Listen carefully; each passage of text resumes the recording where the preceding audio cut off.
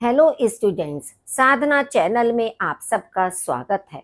बच्चों, आज हम क्लास 8th की रुचिरा पुस्तक का एकादश पाठ आपको स्पष्ट करने जा रहे हैं। एकादश का मतलब है पाठ 11, जिसका शीर्षक है सावित्री बाई फुले। इस पाठ के अंतर्गत यह बताने का प्रयास किया गया है कि शिक्षा हमारा अधिकार है, लेकिन एक लंबे समय तक कुछ समुदाय समाज में शिक्षा से वंचित रहे और विशेषकर स्त्रियों के लिए शिक्षा का विशेष रूप से कोई प्रावधान नहीं था। लेकिन सावित्री बाई फुले ने स्त्रियों की शिक्षा के लिए लंबे समय तक संघर्ष किया और उन्हें शिक्षित करने के लिए अनेक स्कूल और विद्यालयों का भी प्रारंभ किया। तो चलिए सावित्री बाई फुले के जीवन के विषय में इस पाठ के अंतर्गत जानकारी प्राप्त करते हैं। आगे देखिए इसका अर्थ। ऊपरी निर्मितम चित्रम पश्यत, ऊपर बने हुए चित्र को देखो। इदम चित्रम कस्याचित् पाठशालायाः वर्तते, यह चित्र किसी पाठशाला का है। इयं सामान्या पाठशाला न अस्ति, यह सामान्य पाठशाला नहीं है। इयं अस्ति महाराष्ट्रस्य प्रथमा कन्या पाठशाला, यह है महाराष्ट्र की प्रथम कन्या पाठशाला। एका शिक्षिका गृहात् पुस्तकानि आदाय चलति, एक शिक्षिका घर से पुस्तकों को लेकर चलती है। मार्गे कश्चित् तस्याः उपरि धूलिं कश्चित् च प्रस्तर खंडान, मार्ग में कोई उसके ऊपर धूल को और कोई पत्थर के टुकड़ों को श्रीपति माने फेंकता है। परम सा स्वदृढ़ निश्चयात न विचलति, लेकिन वह अपने दृढ़ निश्चय से विचलित नहीं होती है। स्वविद्यालय कन्या भी सा विनोदम आलपन्ति सा अध्यापने संलग्ना भवति, अपने विद्यालय में कन्याओं से हंसी मजाक में बात करती हुई वह अध्यापन में संलग्न होती है। अध्यापन मतलब पढ़ाने में लीन होती है। तस्याः स्वकीयम अध्ययनम अपि सह एव प्रचलति, उसका अपना अध्ययन भी या पढ़ाई भी साथ ही चलती है। कहा का इयम महिला, यह महिला कौन है। अपि यूयम इमाम महिलाम जाना थी, क्या तुम सब इस महिला को जानते हो। इयम एव महाराष्ट्र से प्रथमा महिला शिक्षिका सावित्री बाई फुले नामधेया, यह ही महाराष्ट्र की पहली महिला शिक्षिका है जिनका नाम सावित्री बाई फुले है। जनवरी मासस्य तृतीय दिवसे 1831 तमे ख्रीस्ताब्दे महाराष्ट्रस्य नायकगांव नाम्नि स्थाने सावित्री अजायत। जनवरी महीने के तीसरे दिन 1831 ईस्वी में महाराष्ट्र के नायकगांव नामक स्थान पर सावित्री जन्मी या सावित्री का जन्म हुआ। तस्याः माता लक्ष्मीबाई पिता च खंडोजी इति अभिहितौ, उनकी माता लक्ष्मीबाई और पिता खंडोजी नाम के थे। यानी उनकी माता का नाम लक्ष्मीबाई था और पिता का नाम खंडोजी था। नव वर्ष देशिया सा ज्योतिबा फुले महोदयेन परिणीता, 9 वर्ष में वह ज्योतिबा फुले महोदय के साथ ब्याही गई, यानी कि ज्योतिबा फुले महोदय के साथ उनका विवाह हुआ जब वे 9 वर्ष की थी। सः अपि तदानीं 13 वर्षकल्पः एव आसीत्। वह भी उस समय 13 वर्ष की आयु के ही थे। यानी कि कौन? ज्योतिबा फुले भी उस समय 13 वर्ष की आयु के ही थे। यतो हि सः स्त्री शिक्षायाः प्रबलः समर्थकः आसीत्, अतः सावित्र्याः मनसि स्थिता अध्ययनाभिलाषा उत्साहं प्राप्तवती।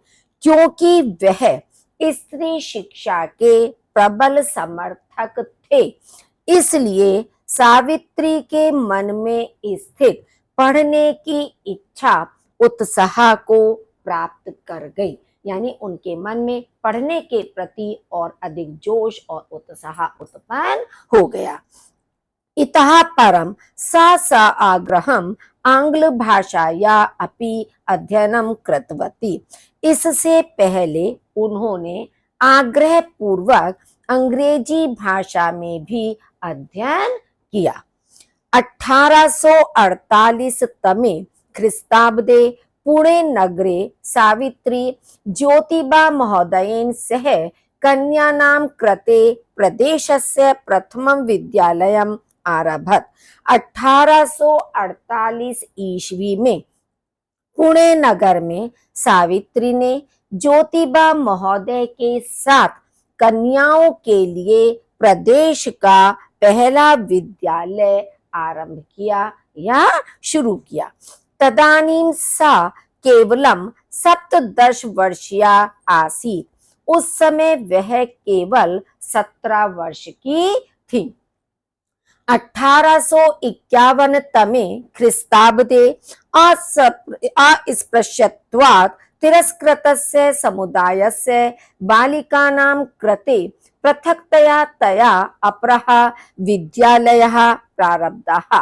1851 ईस्वी में अछूतों से के तिरस्कार समुदाय के लिए, मतलब अछूतों को तिरस्कृत किया जाता था, तो अछूतों के तिरस्कृत समुदाय की बालिकाओं के लिए अलग से उनके द्वारा दूसरा विद्यालय प्रारंभ किया गया।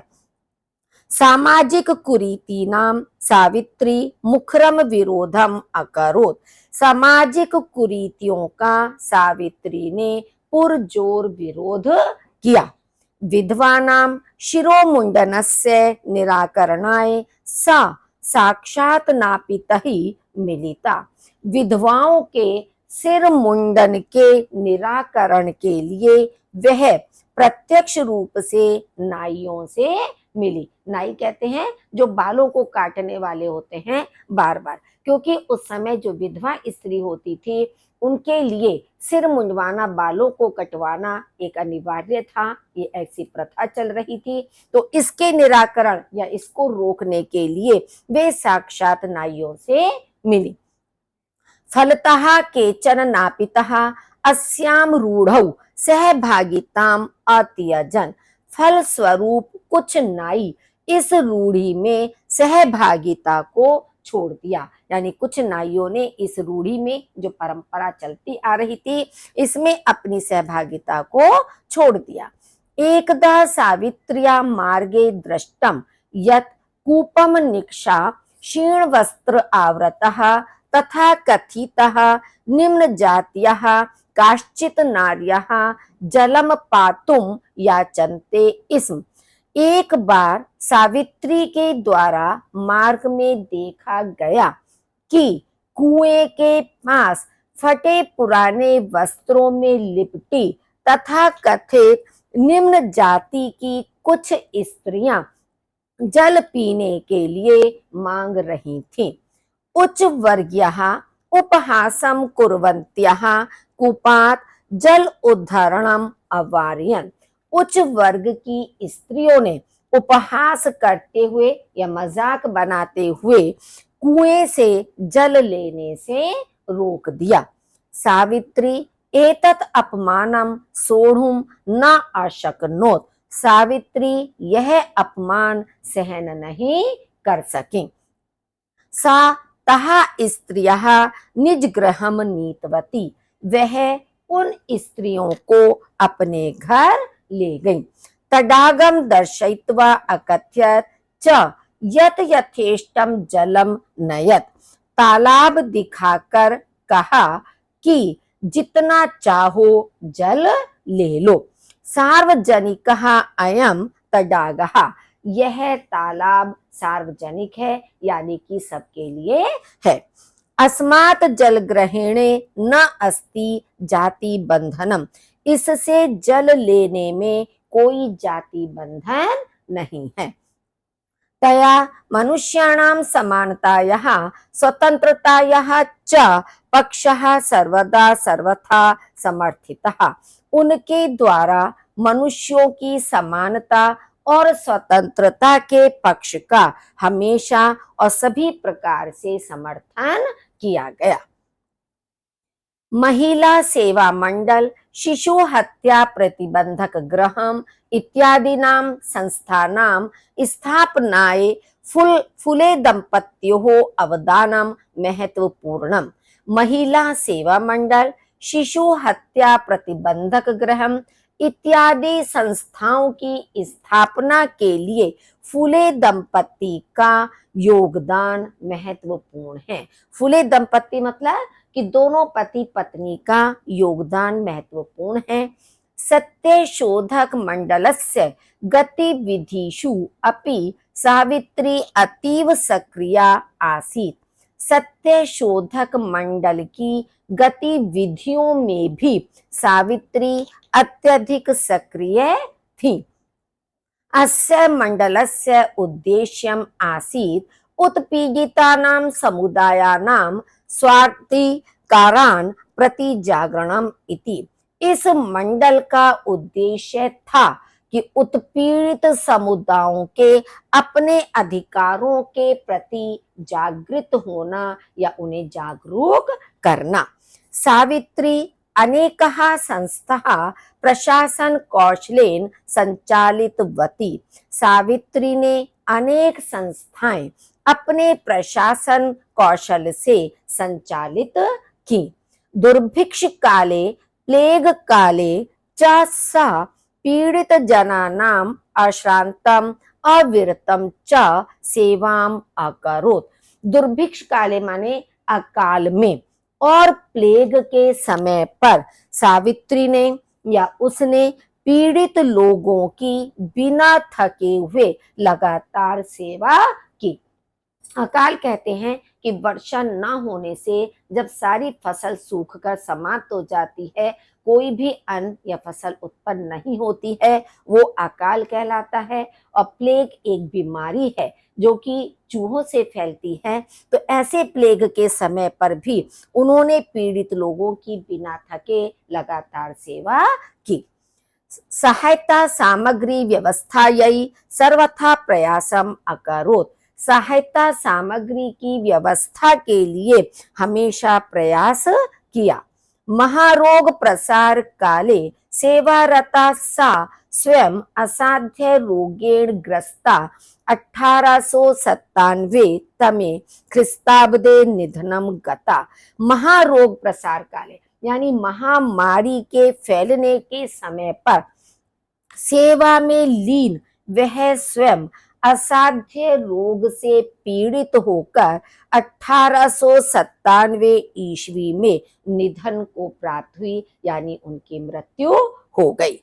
साहित्य रचनया अपि सावित्री महीयते। साहित्य रचना से भी सावित्री आगे बढ़कर है, यानी कि ऐसा नहीं है कि केवल यही सेवाएं उन्होंने की, साहित्य रचना के प्रति भी उनकी रुचि थी, तो अनेक रचनाएं भी उन्होंने की हैं। तस्याः काव्य संकलन द्वयम वर्तते। उनके काव्य संकलन दो हैं, काव्य फुले सुबोध रत्नाकर च इति। काव्य फुले और सुबोध रत्नाकर इति। भारत देशे महिला उत्थानस्य गहन अवबोधाय सावित्री महोदयायाः जीवन चरितम अवश्यम अध्येतव्यम।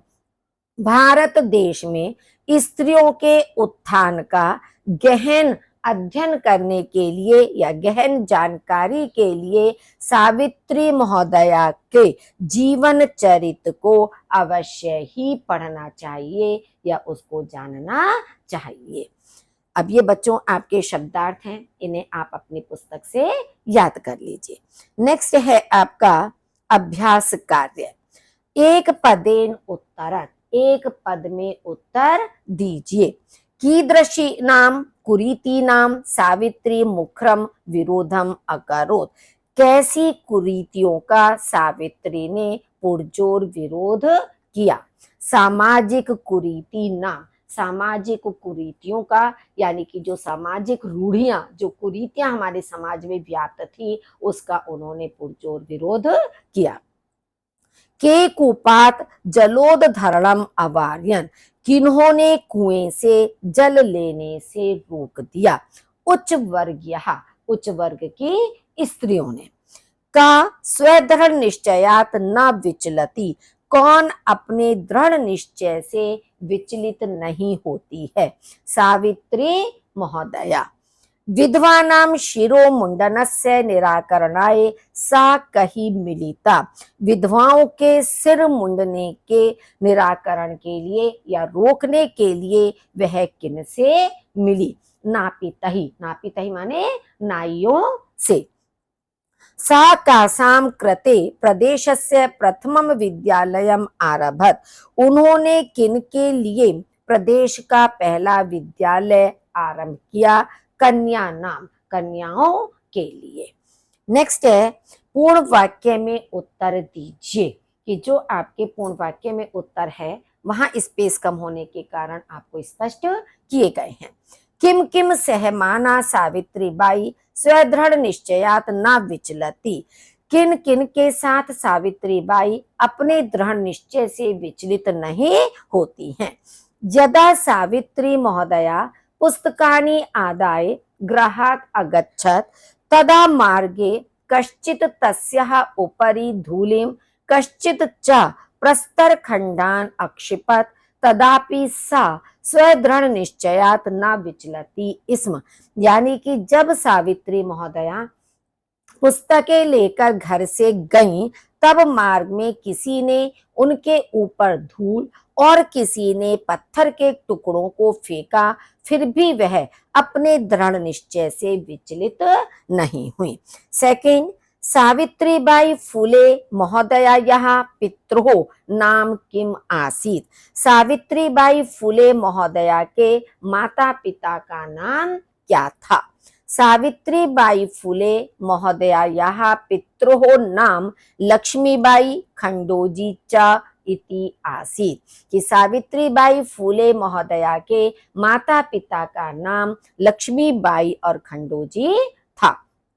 थर्ड, विवाहानंतरम अपि सावित्र्याः मनसि अध्ययन अभिलाषा कथम उत्साहम प्राप्तवती, विवाह के बाद भी सावित्री के मन में पढ़ने की अभिलाषा कैसे उत्साह को प्राप्त कर गई।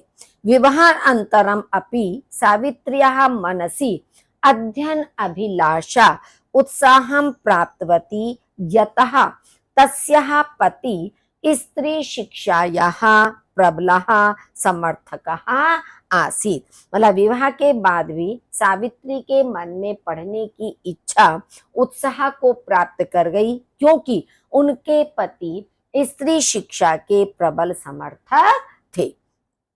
नेक्स्ट है जलम पातुम निवार्यमाणः नारीः सा कुत्र नीतवती किम च अकथयत, जल पीने के लिए रोकी गई नारी को वह कहाँ ले गई और क्या कहा। जलम पातु निवार्यमाणः नारीः सा निजगृहं नीतवती तहा यथेष्टम जलम नेतुम अकथयत, जल पीने से रोकी गई नारियां वह अपने घर ले गई और उन्हें जितना चाहा जल लेने के लिए कहा। कासाम संस्थानाम स्थापनायाम फुले दंपत्यों अवदानम महत्वपूर्णम, किन संस्थानों की स्थापना में फुले दंपति का योगदान महत्वपूर्ण है। महिला सेवा मंडल, शिशु हत्या प्रतिबंधक गृह इत्यादीनां संस्थानां स्थापनायां फुले दंपत्योः अवदानं महत्वपूर्णम्। यानी महिला सेवा मंडल, शिशु हत्या प्रतिबंधक गृह इत्यादि संस्थाओं की स्थापना में फुले दंपत्ति का योगदान महत्वपूर्ण है। सत्यशोधक मंडलस्य उद्देश्यं किम आसीत्? सत्यशोधक मंडल का उद्देश्य क्या था? सत्यशोधक मंडलस्य उद्देश्यम् आसीत् उत्पीड़ितानां समुदायानां स्वाधिकारान् प्रति जागरणम् इति। सत्यशोधक मंडल का उद्देश्य था उत्पीड़ित समुदायों का अपने अधिकारों के प्रति जागृत होना। तस्याः द्वयोः काव्य संकलनयोः नाम्नि के, उनके दो काव्य संकलनों के नाम कौन से हैं? काव्य फुले सुबोध रत्नाकरः च तस्य द्वयोः काव्य संकलनयोः नाम्नि स्तः। काव्य फुले और सुबोध रत्नाकर उनके दो काव्य संकलनों के नाम हैं। नेक्स्ट देखिए क्वेश्चन थर्ड, रेखांकित पदानि अधिकृत्य प्रश्न निर्माणम कुरुत। रेखांकित पदों को आधार बनाकर प्रश्न निर्माण कीजिए। सावित्री बाई कन्याभिः सविनोदम आलपन्ति अध्यापने संलग्ना भवति स्म। कि सावित्री बाई कन्याओं से हंसी मजाक में बात करती हुई पढ़ाने में संलग्न रहती थी। अब कन्याभी शब्द के स्थान पर हमें प्रश्नवाचक शब्द का प्रयोग करना है। अब ये स्त्रीलिंग है और तृतीय विभक्ति का बहुवचन है, तो हमें प्रश्नवाचक शब्द भी स्त्रीलिंग तृतीय विभक्ति का बहुवचन लिखना है, जो आपका होगा काभी। सा महाराष्ट्र से प्रथमा महिला शिक्षिका आसीत्। वह महाराष्ट्र की प्रथम महिला शिक्षिका थी। अब महाराष्ट्र से षष्ठी विभक्ति का एक वचन है, तो प्रश्नवाचक शब्द भी पुल्लिंग षष्ठी विभक्ति का एक वचन कस्य होगा। सा स्वपतिना सह कन्यानां कृते प्रदेशस्य प्रथमं विद्यालयम् आरभत।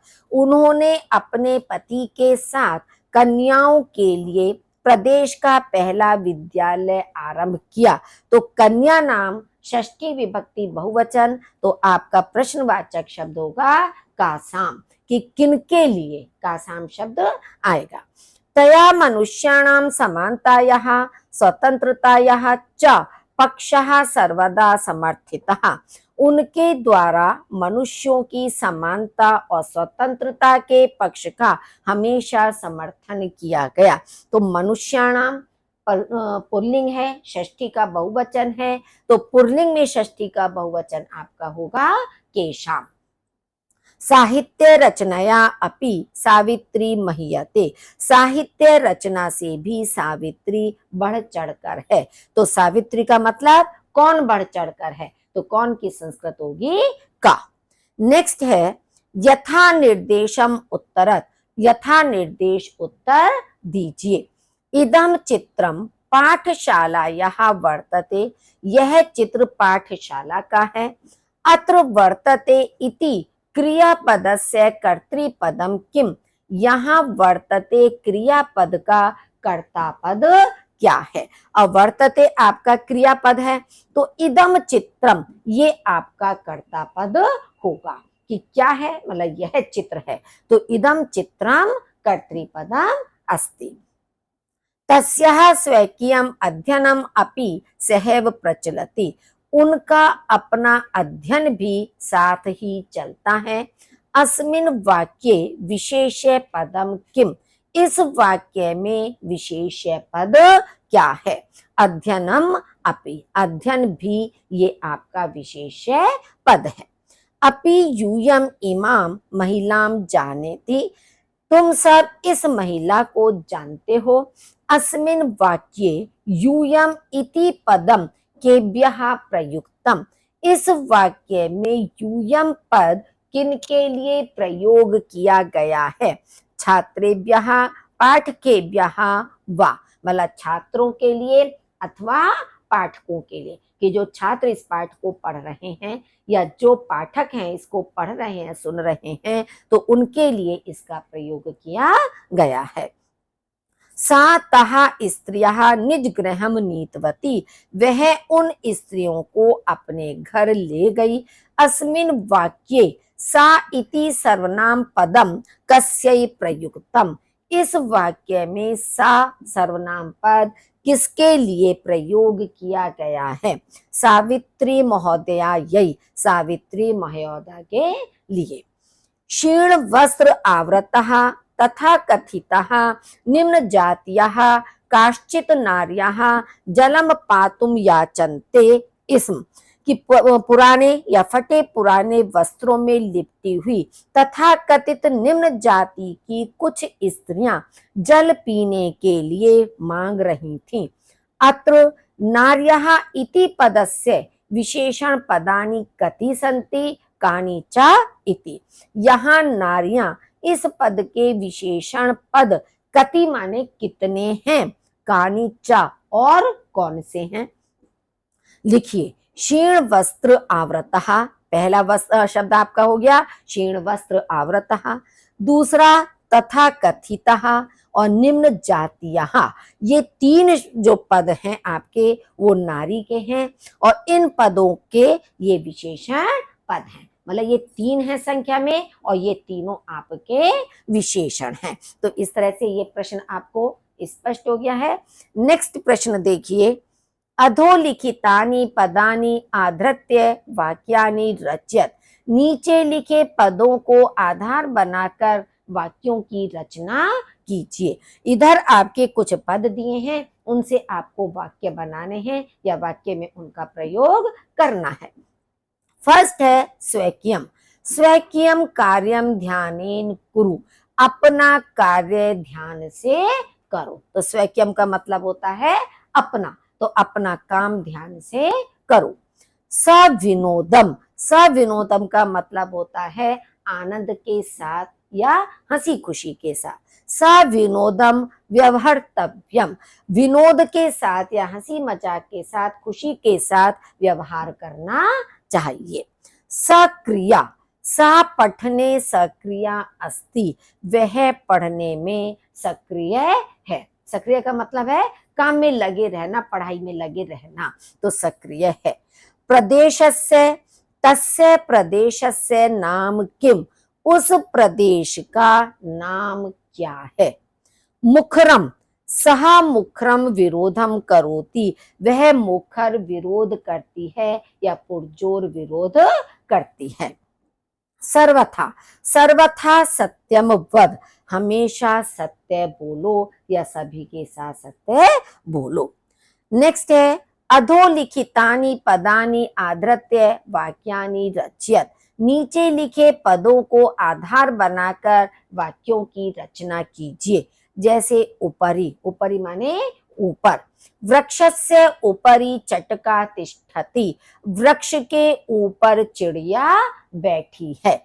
आदानम, वस्तुनाम अत्यधिक मूल्य आदानम न उचितम, वस्तुओं का अधिक मूल्य लेना उचित नहीं है।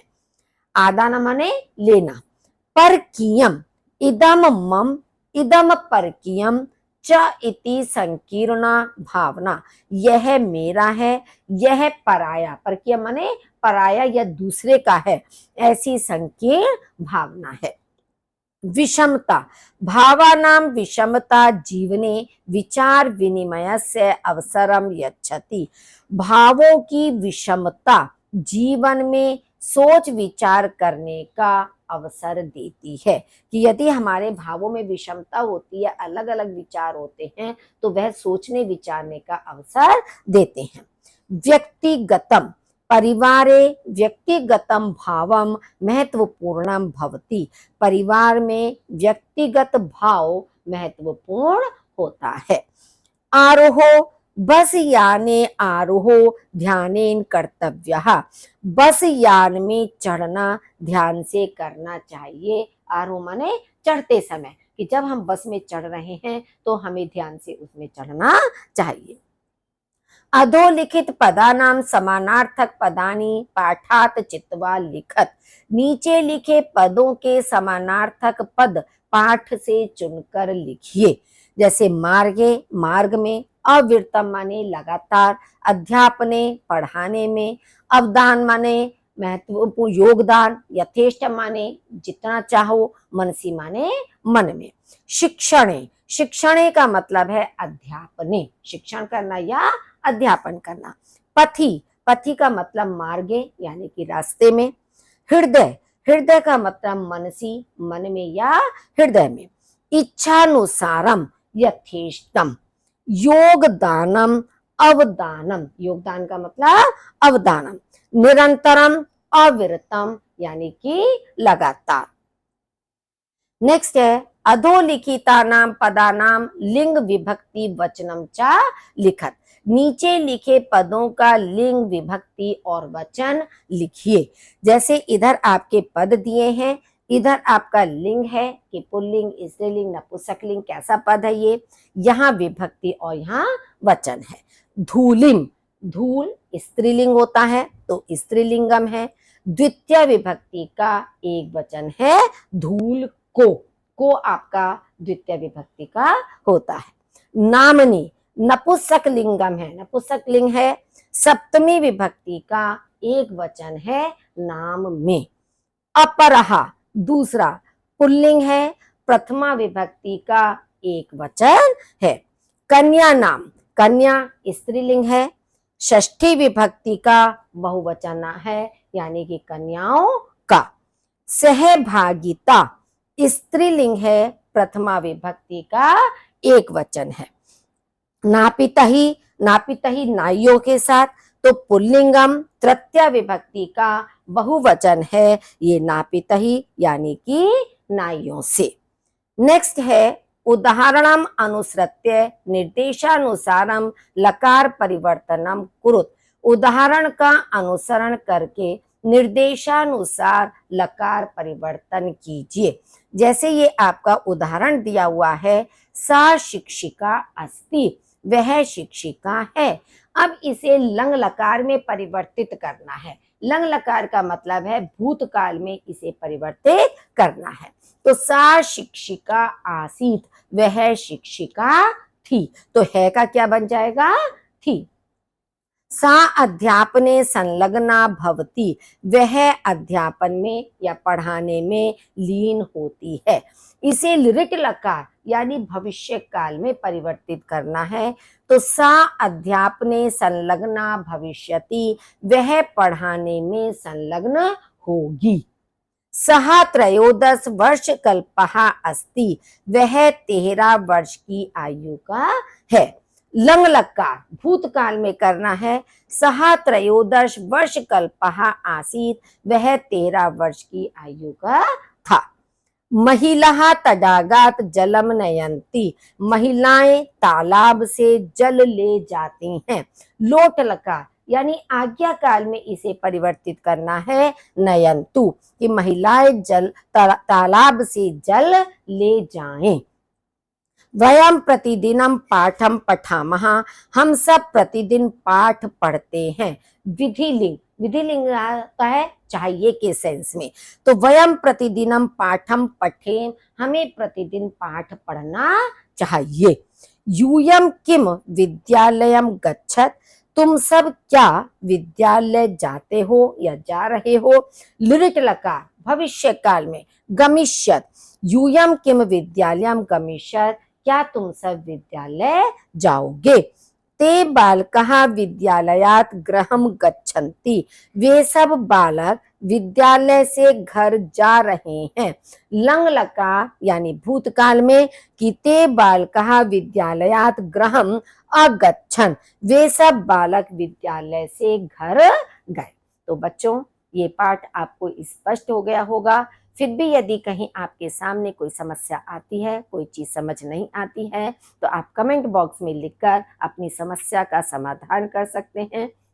वीडियो को लाइक कीजिए, अपने साथियों के साथ शेयर कीजिए और यदि अभी तक आपने चैनल को सब्सक्राइब नहीं किया तो उसे सब्सक्राइब कर दीजिए, बेल आइकन दबाइए ताकि आने वाली वीडियो की नोटिफिकेशन आपको प्राप्त हो सके। सुनने के लिए आपका बहुत बहुत धन्यवाद।